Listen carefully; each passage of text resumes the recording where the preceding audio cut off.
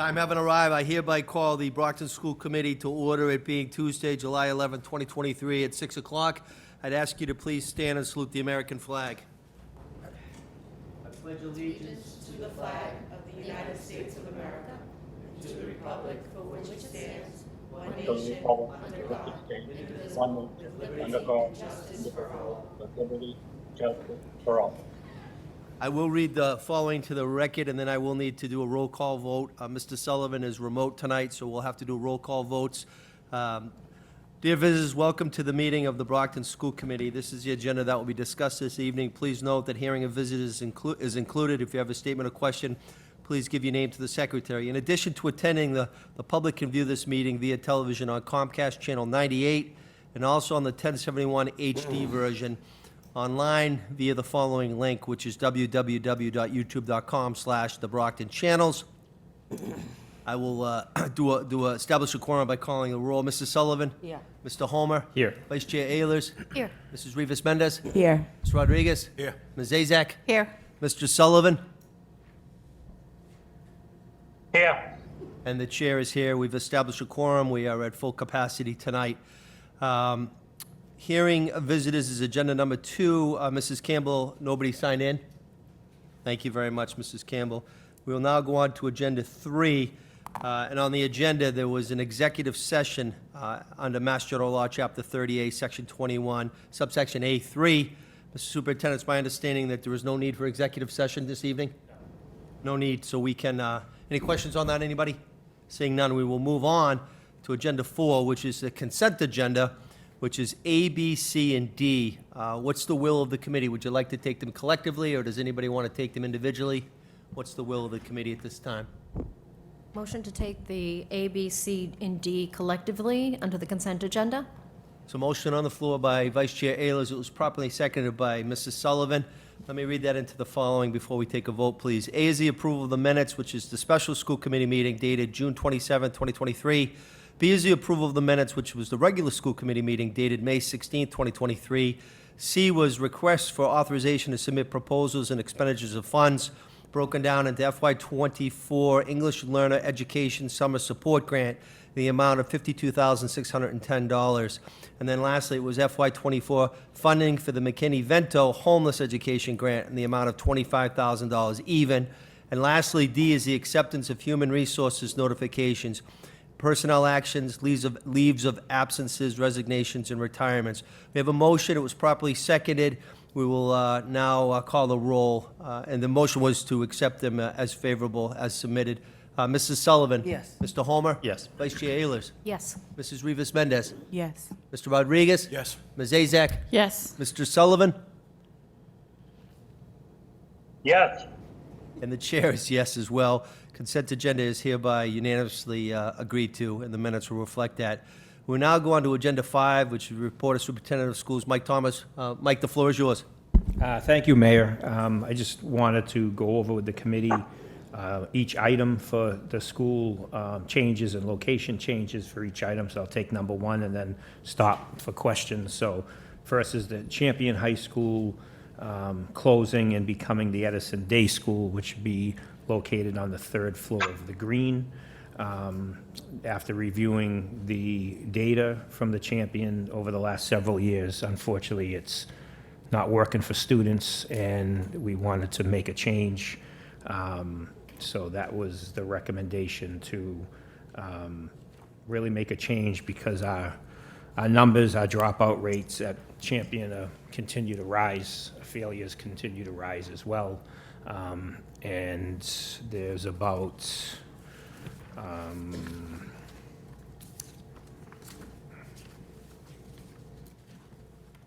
we had the attendance for this past year. So students that were chronically absent, was there 89% of the 140 students were absent more than 10 days.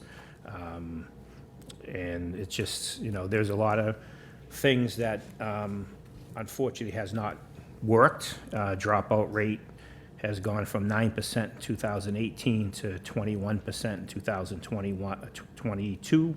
And it's higher for students with disabilities and English language learners. So we just want to basically try something else, because that's been a school that's been in existence for a long time, and unfortunately, it hasn't worked. And just looking at the numbers, I think it's, we need a change, and we got to figure out, make sure how we better support those students who are really struggling. Thank you, Mr. Superintendent. We'll go up to questions now. Vice Chair Ehlers, please. I just want to make sure I understand. So the Champion is going to be closed, but it's going to be absorbed by Edison Day? Yes. Some of those students have been met with, and we're going back to Brockton High School. Some will stay at the Promise School, which is moving there. Others who are now overage and undercredited would go to the Knight Edison Academy program, because they've reached 17 or 18 years old and still are considered freshmen. So, and some would go to the re-engagement center, where students have passed MCAS and have a few classes to finish. And if students with severe behavior issues would go through the re-engagement center, so they can check in with an adjustment counselor or 2 adjustment counselors, and then also do some classes online. Okay, I just wanted to make sure. Thank you. Yep. Oh, I'm sorry. What is the total population of the Champion right now? It was at 142. Okay, thank you. Thank you, Vice Chair. Any additional questions of the committee members for Superintendent Thomas relative to this matter? Seeing none, we can move on then. Oh, I'm sorry, Mr. Sullivan, I'm sorry, I have my back to you. Did you have any questions for the superintendent? I have yeah. No, not at this time. Mrs. Rivas Mendez, please. The re-engagement center, where is that going to be located? That will be located where the Promise is. So I look forward to, in August, making a presentation. Jamie LeBelois will make a presentation with Sharon on the work they've been doing on what the re-engagement center will look like. It's almost like a re-engagement / dropout prevention center, which a lot of, most big districts have. I know Boston has a really large dropout prevention center, and, so we need to start one of those here in Brockton to really go out, find the students who have pretty much dropped out or just basically are not coming to school, and really get them back engaged and figure out how we can help them better, like a triage situation where we're not just putting them back into the same situation they've been failing, and the reason they left school in the first place because it wasn't working for them. So how do we do something different to re-engage them and get them on track for their diploma? Maybe it's CTE program. Maybe it's we get them connected to early college. There's a lot of different options that I think we're missing when students drop out, and the idea is you bring them back, you re-engage them, then you drop them back into the same thing that hasn't worked for them, and it's the reason why they dropped out in the first place. So we really got to figure out how we can do things differently for those students who, a lot of them have dropped out because they've failed freshman year for the 3rd time, and here we go, come back to school and go back into a freshman class at Brockton High, and you're 17, and you're sitting next to a 13-year-old. It just doesn't work. And so we need to do a better job of triage and really talking to the students and figure out how we best serve them, because they left for a reason, and because they were disconnected in school because of what, and how do we identify that and do something different for them. So that's why I think it's important as we continue to talk about CTE programs. I know we all visited Portchester, and I think that's something we really have to target for these students to come back in and tie them to a career or early college and really keep them engaged. I think we've missed that opportunity for students that stop coming to school. I know there was a team back, I think it was last year, that visited the Boston Re-Engagement or Dropout Prevention Center, and there was another one they visited, I wanted to say maybe in Lawrence, that worked very, very well.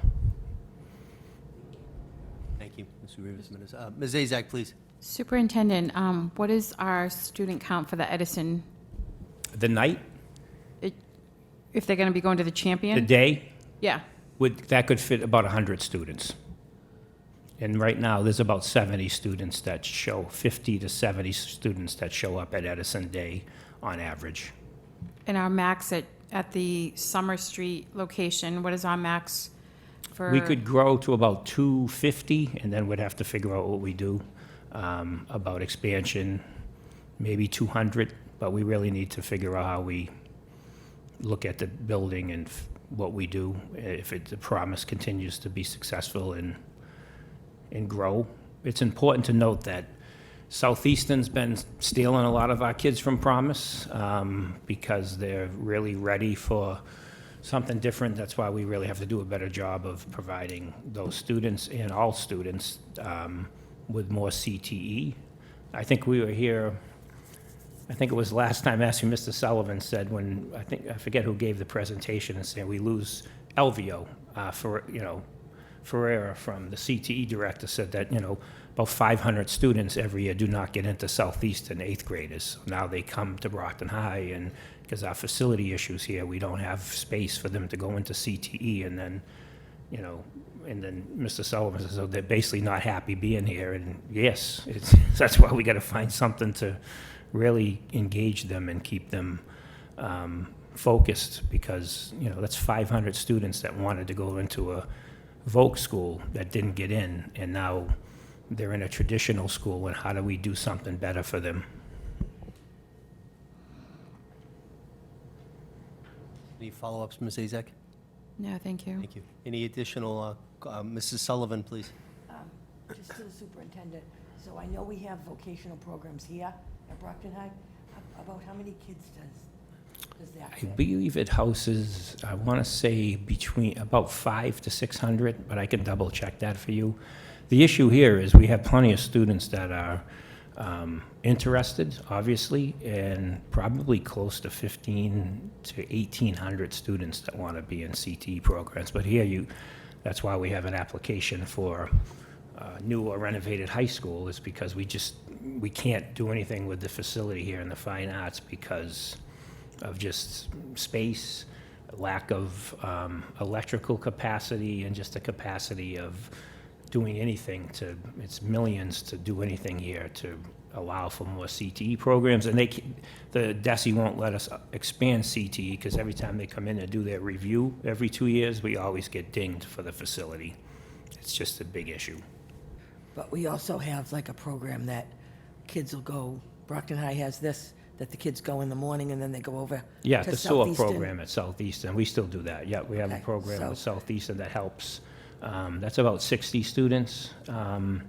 They're looking, DESE, we put in for a grant for 8th graders now to get more access to CTE programs that don't have that now.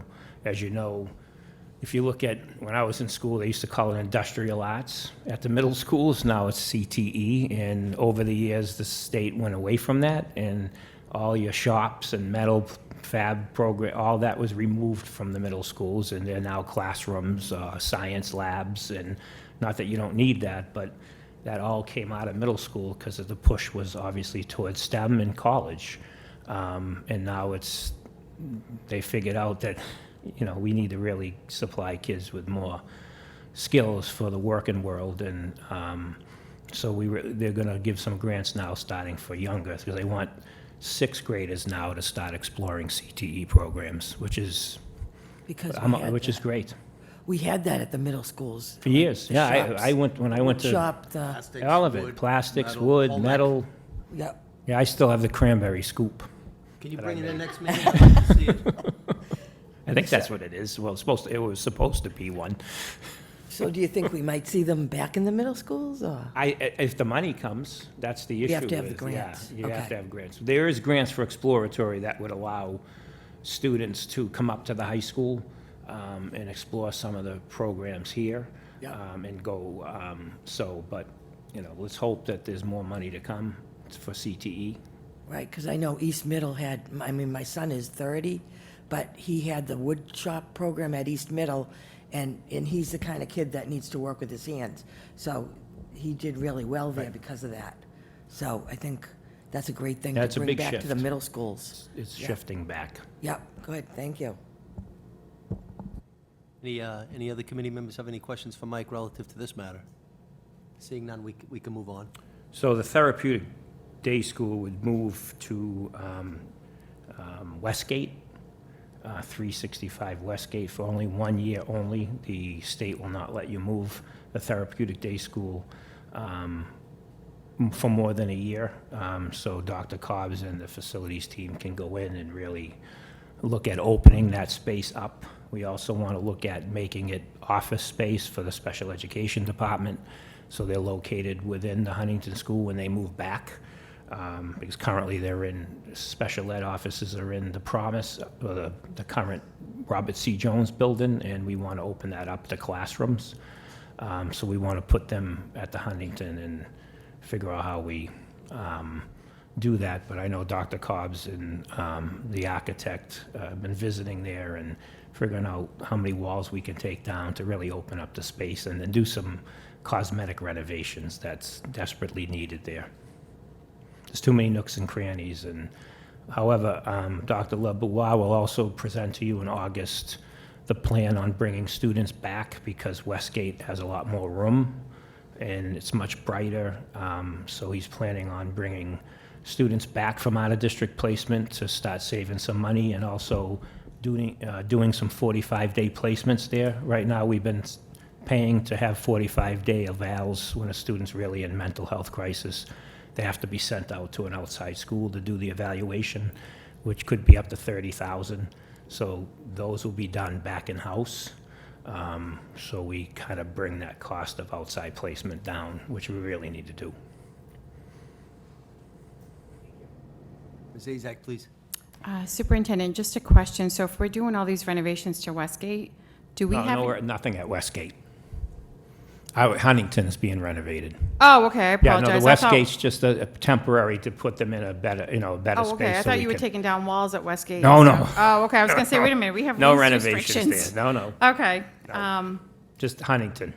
Because when you go in, it's just It needs cubbies and work. locks and, yeah, and kids hide in certain places, so it really needs to be opened up and much more welcoming environment for when parents go and visit and see where their child's going, especially a child that has, mental health issues. They want to make sure they're in a safe and environment that looks appeasing, which currently it does not.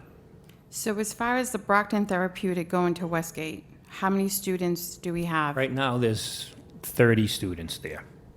Okay. We're hoping to bring another 15 to 20 back in the district before the school year starts, to grow it till about 50, which will have plenty of space. And then do a couple of rooms would be set for the 45-day evals as well. It's the second floor of the Westgate. Yeah, no, I remember checking that out. So are we required to have, like a therapeutic area, Yeah, we they had got to with- the large room we made therapeutic. They'll do another large room for the cafeteria. I was gonna say the cafeteria, are we required to Yep. have the The cafeteria only thing as well? that we have to do is they're working on a membership with I think LA Fitness is up there, or WOW, one of the two, for the students Planet to go Fitness. there, Planet Fitness. So we'll work with them because there's no gym. And again, DESI will allow you to do it for 1 year, but you have to go back to a school that has a gym. And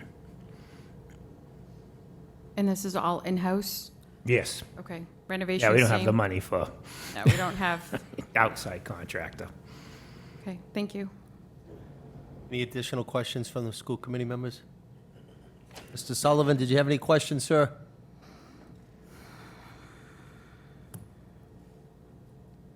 No, all set. Okay, Thank thank you. you. Go ahead, Mike. And then the Promise Academy is still being funded by the Bar Foundation. There are positions because they're growing to a 10th, adding another 9th grade, so it'll be 9th and 10th grade. And the Bar Foundation is picking up some of that cost. We're hoping that after another successful year, Bar will really fund the whole, because they can give up to $5 million a year. So there's some things that have to be added at the Promise, adjustment counselors, and a guidance counselor, I believe, and some teachers, so to help that program grow. And then the good thing about us owning it is we start to look at if money starts to come in again, and maybe even the bar, they do provide some money for facilities, and we could ask them for maybe a bigger gym and some extra space. They have very deep pockets, the Bar Foundation. They do. Any questions relative to that? Mr. Rodriguez, followed by the Vice Chair, please. I know the last meeting when, I asked was, what's our ultimate goal with growing the promise, and it was at 400, and today I heard 250 Well, how much it could hold. Yeah. You're right. We'd hope to grow it to 400. to 400. My only concern was that, moving the promise over to the Mr. Jones building, the capacity load is not sufficient enough to grow that program. Where, the building has a capacity of 260. You can't put more than 15 students in a classroom. The cafeteria, you can't have more than 48 students in there. I know they were supposed to knock down a wall. We have a contract with Chartwell's, we only do 3 lunches, so that's another concern.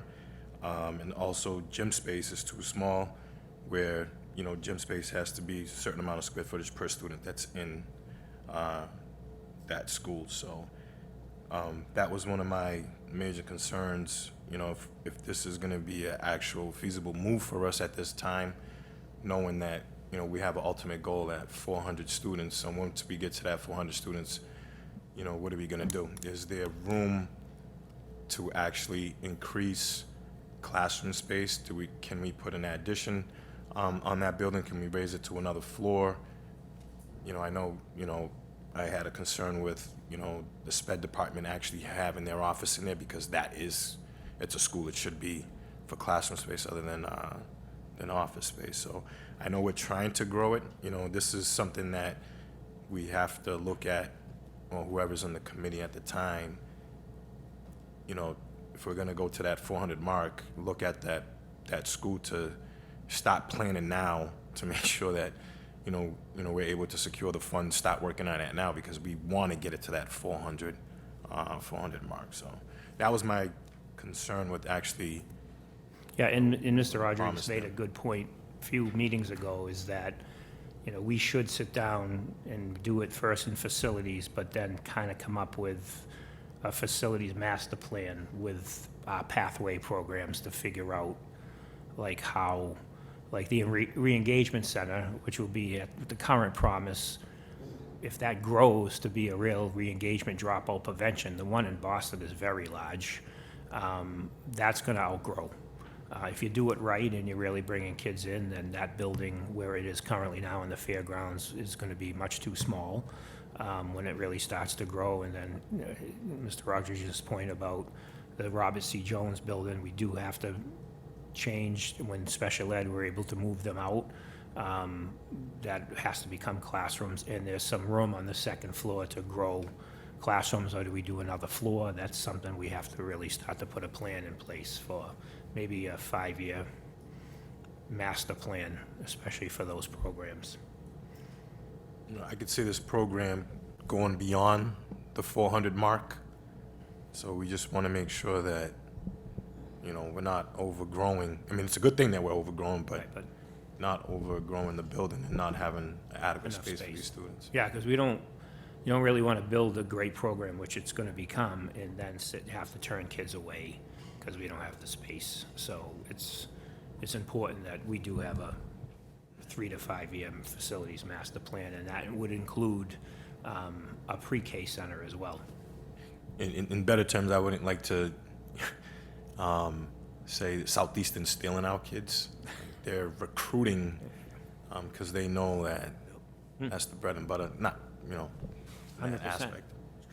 And it's also, those programs have to be, those schools have to be the direct competition with the charter schools that we lose millions of dollars to. One here in Brockton, one in Foxborough, and about 2 or 3 others that we lose millions of dollars to. So to be able to make sure we have adequate space for them to grow is very important to keep kids in the district. Thank you, Mr. Rodriguez. Vice Chair, please. How long of a commitment do we have from the Bar Foundation to fund the Promise School? Just pretty much as long as we continue to, we meet with them, or Kelly, Dr. Silva meets with them much more than I do. I meet with them once a month, Yeah. Sharon and I, just to give updates, and they're very pleased with what they see. They do site visits. They've already committed next year's funding. I think it's $500,000. And then they'll, again, see if the program continues to grow, then they'll continue to fund it. And hopefully, what I'll do is that next meeting with them is in August. And I'll ask for what they would think they could do for facility money. The only, and this is, I don't know if we've tried this before, but the only other funder that has as deep pockets, I think, as Bar is the Cummings Foundation and Lumina. And so I don't know if we've looked into either one of I those. have not, but We can wonder talk if they about would do it. something with re-engagement, or, I Yeah, had lunch with Mr. Cummings, and he's not interested at this point in investing in this part of Massachusetts. gotcha. He's up in the Woburn area. That's where he made his money. That's where his investments are. Yeah, But he said he would give us some consideration at some point. So we shall see. well, I'm glad at least we had a conversation Yes. with him, because that's one area that I've been able to get grant money, but I'll talk to you more about the Lumina Foundation, because that reminds me a little bit more about the Bar Foundation, but that might be an area of opportunity for us. there's another program, I've met with the gentleman a couple times, it's called P-Tech, very popular in New York. They connect with the medical field, so it's the, I can't think of the foundation that's in charge of it, but again, it's a local. They're looking to bring it to Massachusetts. They've focused on Brockton. It would be a school that would have a relationship with the local hospitals, because students would be, it's for students that want to go in a medical track. So that's another possibility that could be available. I think me and Sean Precious have been meeting with them. We meet with them again in August to hopefully see. That would be a year of a pilot they would fund, like a planning year. So basically, you'd put teachers together, some administrators, to kind of do a pilot planning year that they would pay for. Not full-time, like we'd do it like after hours, so teachers are teaching and everybody's working their regular job, and then working with this P-Tech model. So they're interested in funding Brockton. Chris Gabrielli is the head of the board of secondary schools and colleges, I mean, and I met with him. He's the head of the foundation. I met with him the first time, and now he has a gentleman that runs the foundation that is out of Easton, so we meet with him often. So that's another possibility to fund another pathway Gotcha. for students that are looking to go to the medical field. I guess it's really popular in New York, and they're trying to bring it to Massachusetts. The other thing we could think about, just throwing it out there, is sponsorships. Companies love to sponsor classrooms. They love their name above a doorway, like that sort of thing. So as we look at the CTE programs and who are local for, depending on what industry, whether it's medical, whether it's electrical, plumbing, or whatnot, that might be another way to Right. gain a little bit of help in terms of the expense to build out some of these classrooms and get back to what Ms. Sullivan was talking about, workshop, those types of things that we pulled out originally. Right, But, thank you. 100%. Any other questions from the school committee members? We can move on then. Is a vote needed? I don't think so. Yes, we do. We have to vote. Huh?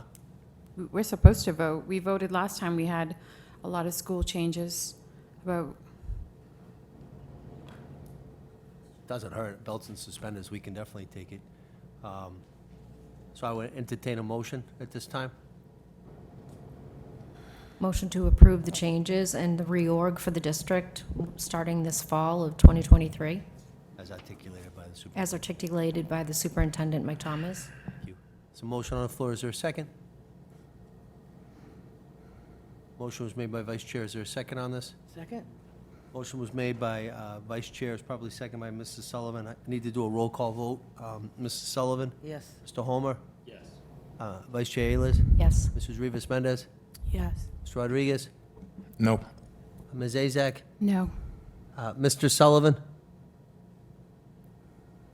Yes. And the chair says yes as well, so it does pass. We'll go on to the next matter, please.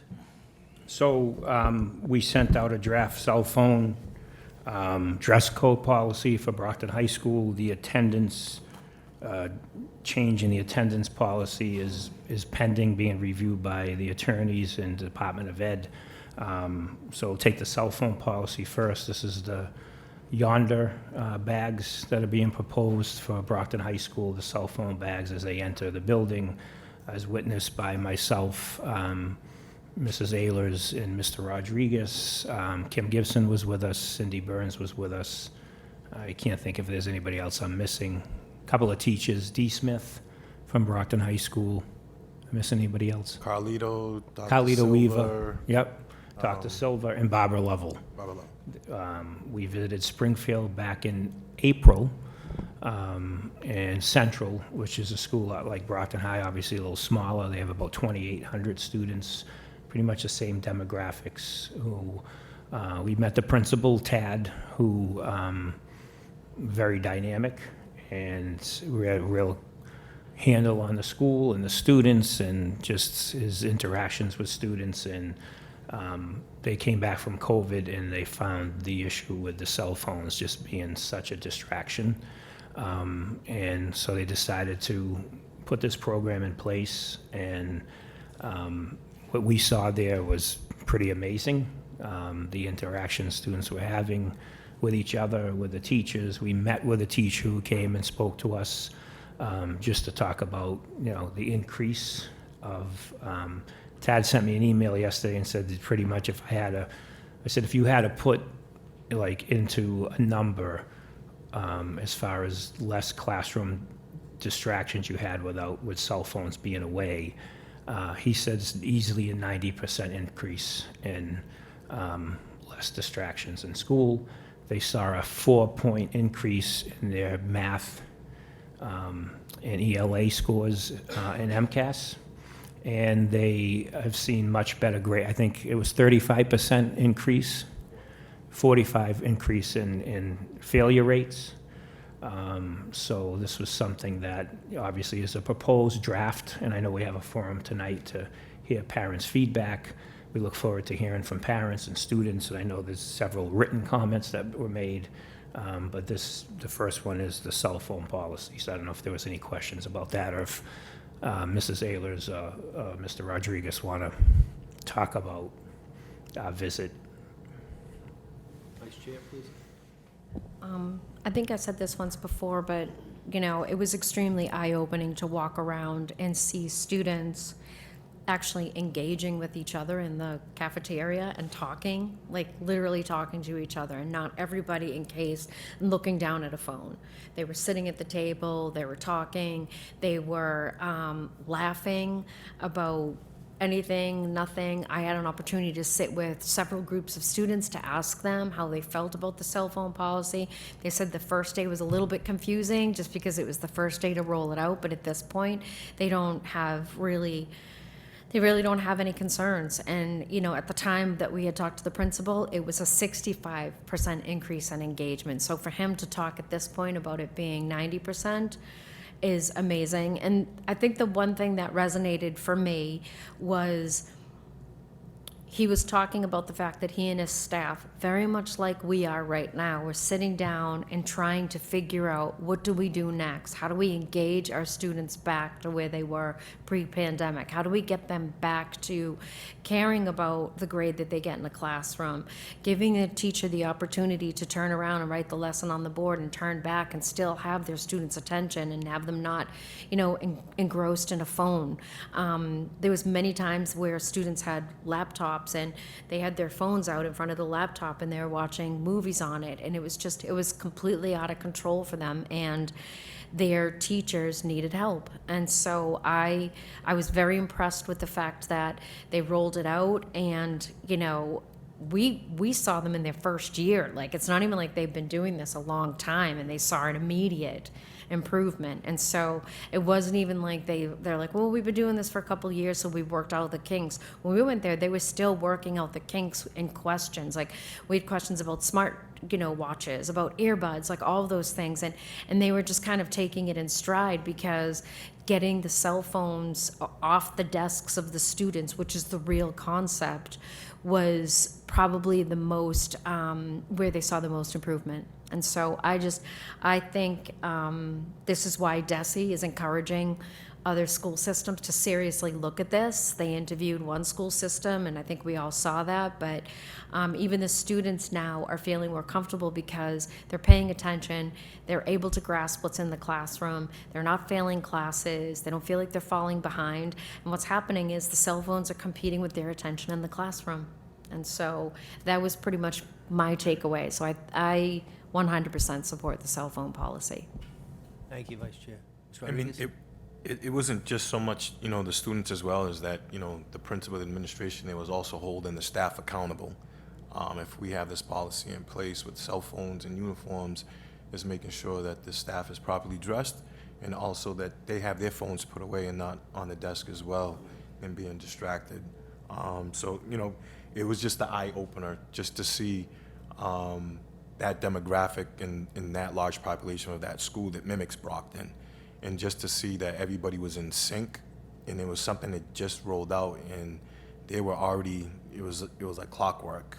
You're gonna get some hiccups, with something new, but it was just an eye opener, just to see the kids, actually, me coming into Brockton High and just watching these kids that are, head down with their cell phones versus at Central, where you didn't see that. They had their phones away. You'll probably get one or two that, that's gonna try to circumvent the, the process, but it was just an eye opener that, they took this initiative and they have a lot of progress, and kudos to them, and kudos to whatever this body decides to do in implementing some policies to bring a lot of changes to Brockton High that's greatly needed. Thank you, Mr. Rodriguez. Mrs. Rivas Mendez? I know this is a drafted policy, meaning that we haven't voted on it or anything, but if we look at the concerns that the public has, and I know we have a family forum after this, a big concern that I'm seeing is Wi-Fi issues and how students can't use their laptops, so they use their cell phones.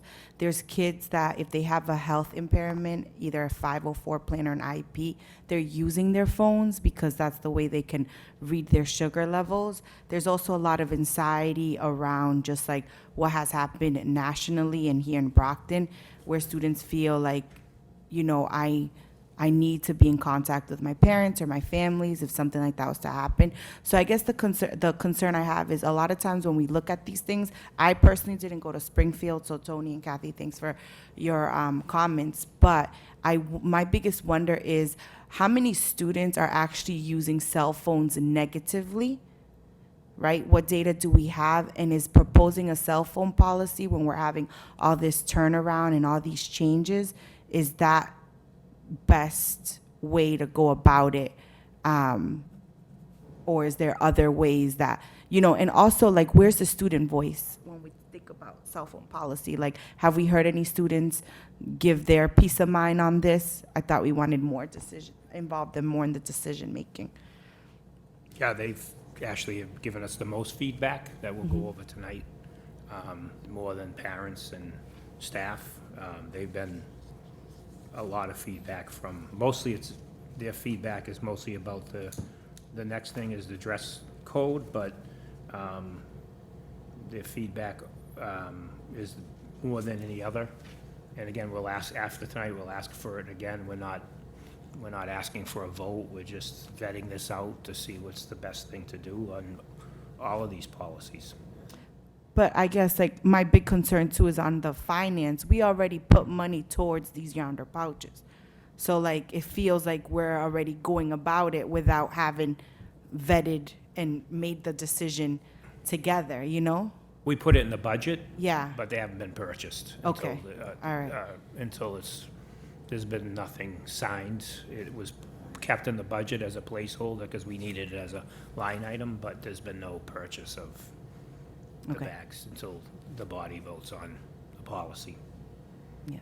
And just to add to what Tony said, I think if we're going to have these strict policies on students and trying to control them, then there has to be accountability with staff.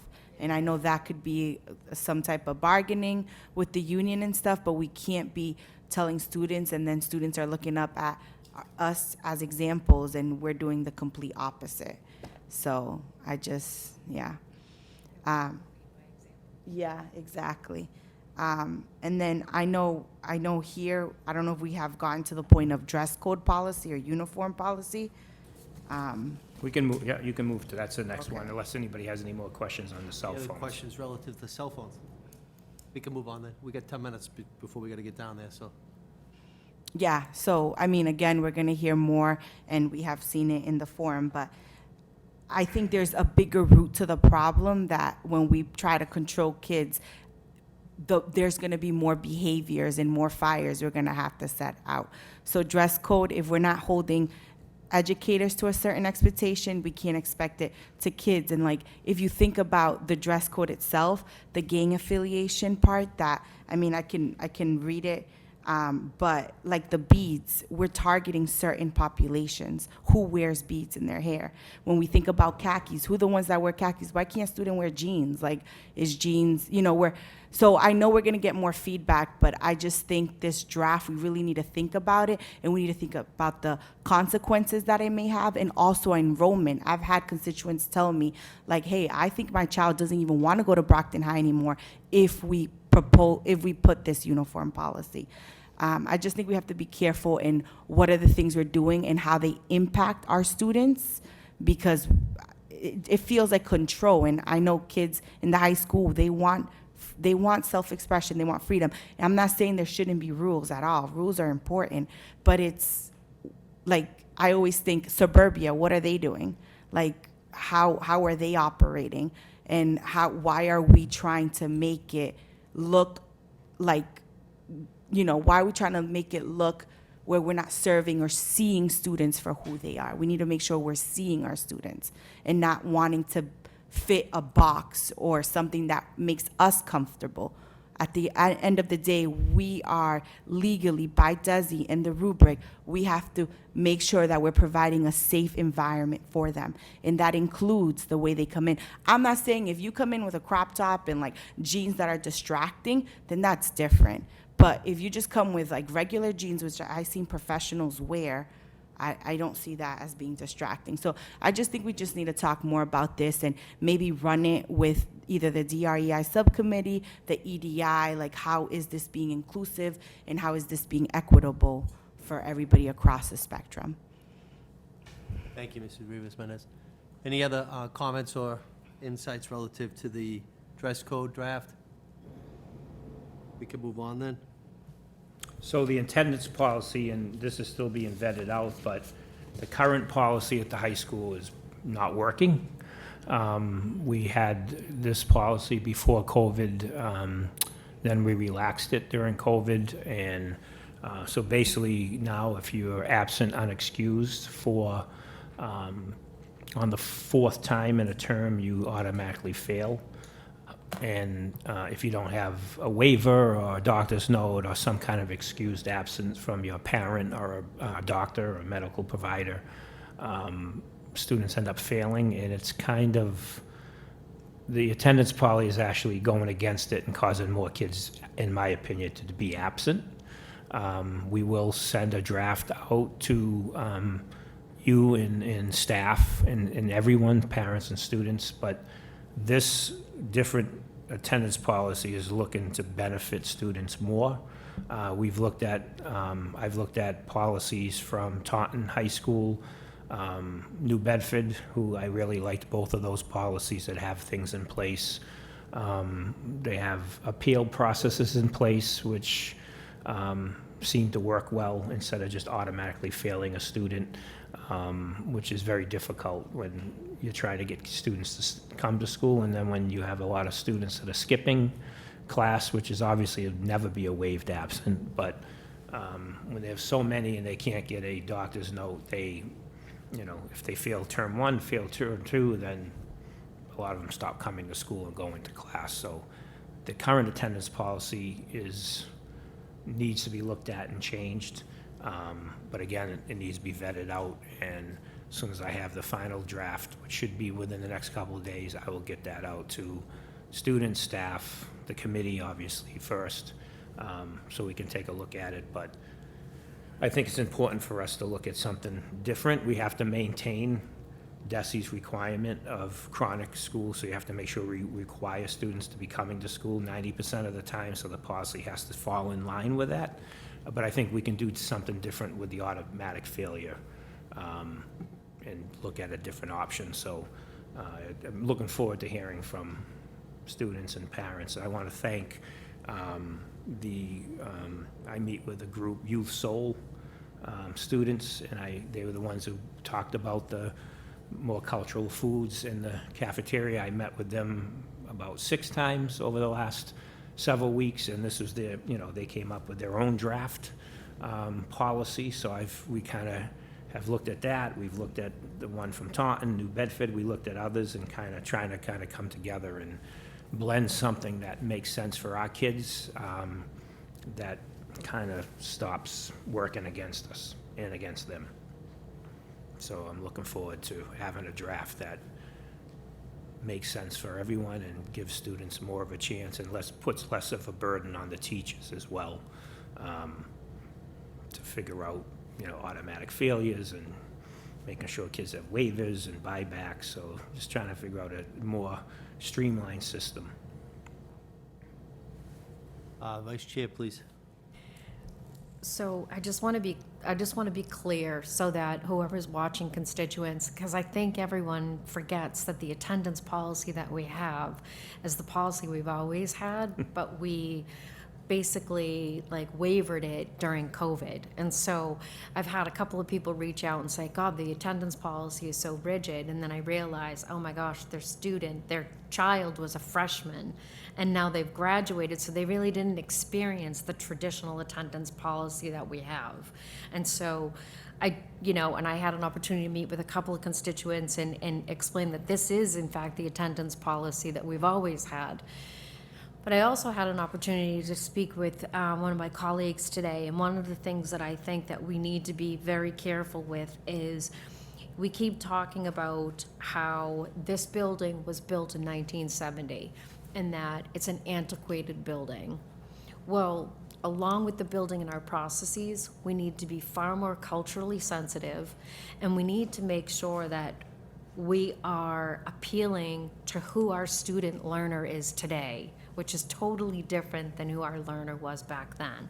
And so along with this shift of a new high school, a new environment, I think it also is a time for us to have a reset in terms of mindsets, attitudes, that sort of thing, in terms of the way we go at these policies, to be not just culturally sensitive, but, to, again, understand who our learner is. That's all. And when I was talking to a couple of different people, they were like, wait a second, I said, this is the attendance policy we just put back in play after COVID, but this is what it was. We didn't change it. We didn't make it more rigorous. It was just everything was loosened during COVID. And so I think I just want to put out there that, the members on this team are very interested in making sure that we are addressing every single cohort of student, and not just what's good for them, but also what makes them feel good, which is what's going to have them coming to school. So I think it's a combination of both. So I just thank you for bearing with me, but I just wanted to make sure that everyone knew who's watching that the attendance policy is the one we've had for a long time. It's not new. We're updating it now so that it can be better. So thank you. Vice Chair. Mrs. Rivas-Mendez. I just want to note, not off these points because we're going to continue talking about this in the forum, the family forum, is more on what's the update that we have in teaching and learning when it comes to hiring your new admin team in the high school. What are the training that's happening? August is right around the corner, and doesn't admin need to start August, what is it? 18th. 18th, yeah. So I don't know if we have an update on that and the short term goals, long term, So the 2 academic associate principals have been hired. I want to thank, I think Ms. Azak and Mr. Rodriguez were there. And so they have been, and several other people, parents, teachers, And I want to thank them for participating, along with some administrators.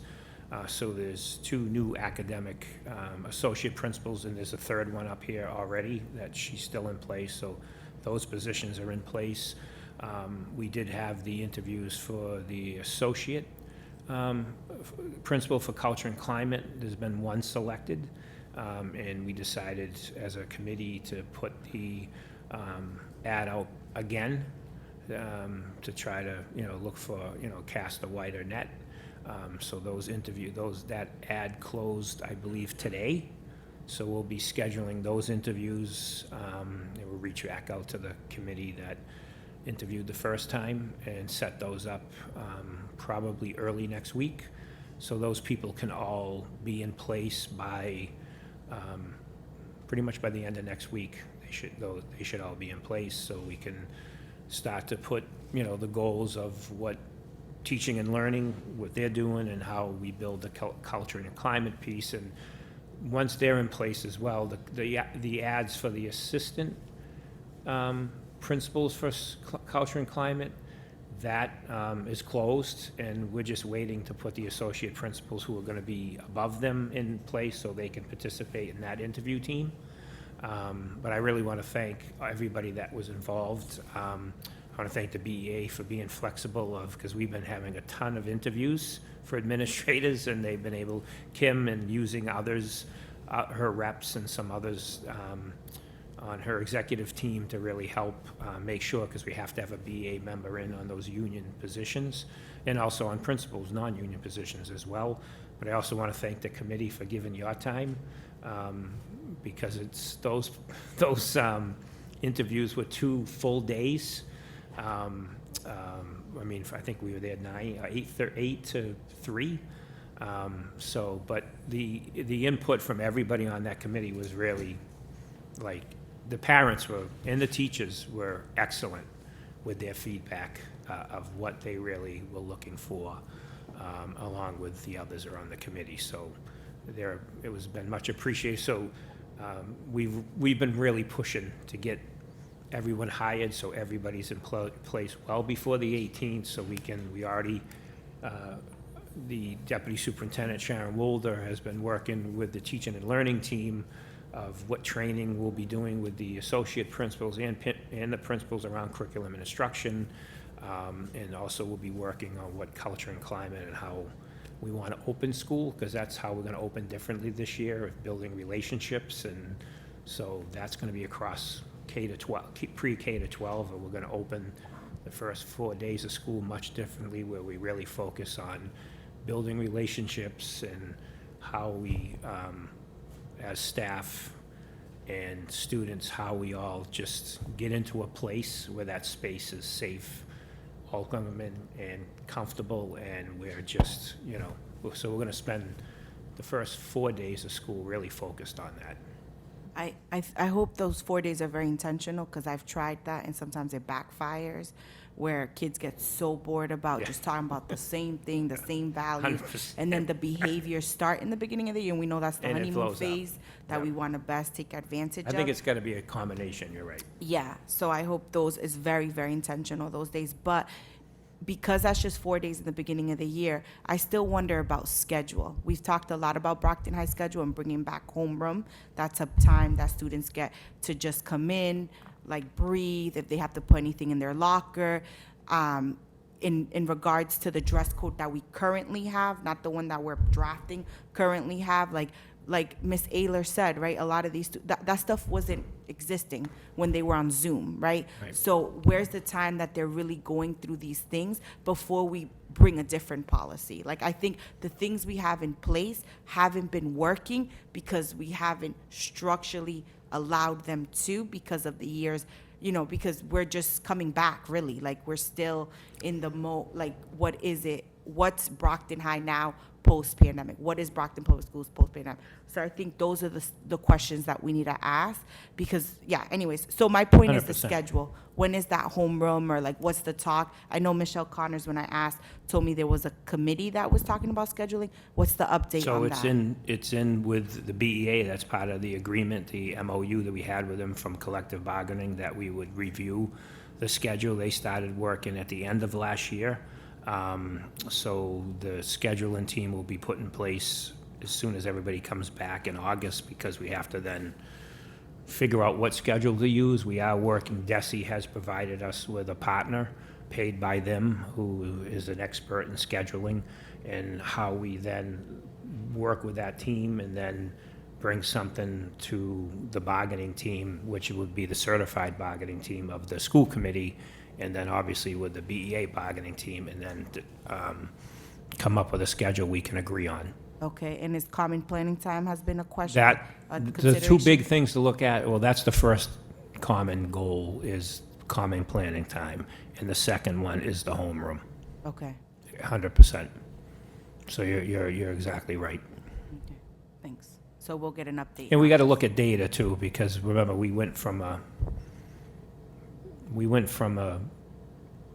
5-period day to a 6-period day, and, you know, how much was lost, learning lost, because we went from 66 minutes of class to 55 minutes of class. So it's really important to look at data and have the teachers, you know, really part of that committee to really look and see what the new schedule could be, because we tried to do common planning time with the last schedule, and it hasn't gone well. And I was part of that, so I take a little bit of blame for that as well. Teachers, and if you can have some students talk about scheduling, I think we devalue that opinion that is so important, because they're here the day to day, and they can tell you, like, I need this, you know? So adding definitely those two in the committee, yeah, for sure. All right, thank you. Members of the committee, it's 6:59, so I don't want to rush anybody. So we can either adjourn at this time and then come back after the parent-guardian meeting in the red, or we can kind of continue to move forward in a timely manner. What's the will of the committee? Keep going? All right. Any other questions relative to what superintendent? Kim reminded me, we did add back a homeroom, but it's part of first period, right? Yes, it's part of, so they added time to first period, but it's not a separate homeroom. It's part of the first period. First period is extended? That's pretty much it. So All it'll right. be with the first period teacher. Correct. So then that defeats the purpose of building relationships with somebody who, you're coming in to like your boss, Right. basically, your first, I mean, me as a professional, I'm not great with time, I'm gonna be completely honest. I would hate to see my boss, I would hate when my principal would reprimand me, you know, I wanna see like a colleague that's like, hey, Cynthia, you okay? So like, I think that should be considered too, where like sometimes the teacher, we're just, let's go, we gotta go, I got 55 minutes to teaching and learning, I gotta make sure, versus that's lost in translation, because now I don't, you know, I gotta make sure, you know, yeah. I don't disagree, because I was here 10 years and went to school here, where there always was a separate homeroom with a separate teacher, and it worked, and we have to figure out how that would work again. Any other questions relative to superintendents? Keep going. Are there any items to refer to subcommittee at this time? I don't believe we have any, right? We'll move on then. Agenda 6 is unfinished business. Any unfinished business before us tonight? Seeing none, we'll move on. 7 is new business, discussion and potential vote, JICFB bullying and prevention policy. That has to be updated every year, so it is in your packet. I mean, you can look at it and vote at it tonight, or we can vote at the next meeting, but it's got to be put in before the next school year. So every year, your bullying policy has to be updated, and this is the updated version that was vetted by the attorneys, but if people need more time to look at it, we can. Ms. Azak, please. Thank you, Mayor. So I would recommend, can we get a red line to see what changes were made? And maybe table this for the next meeting, since we do have to attend the forum, and we don't have any red line changes, so we don't know what changes were Okay. made since last year. So We'll get that. I wouldn't table it under Robert's rules. We could just, if we could all collectively agree just to continue this matter to the next regular scheduled meeting. In the meantime, we'll ask legal counsel to give us red lines and compare and contrast prior to that meeting. Great. Okay, so we'll move on. Last agenda item is number 8, adjournment. Is there a motion to adjourn? Motion to, second. Adjourn. Made by Mrs. Sullivan, properly seconded by Ms. Azak. Let me just read the roll, please. Mrs. Sullivan? Mr. Homer? Yes. Vice Chair Ailes? Yes. Ms. Rivas Menace? Yes. Mr. Rodriguez? Ms. Azak? Yes. Mr. Sullivan? Yes. And I'm a yes as well. We'll be adjourned, and we'll go to the red cafeteria now. Thank you.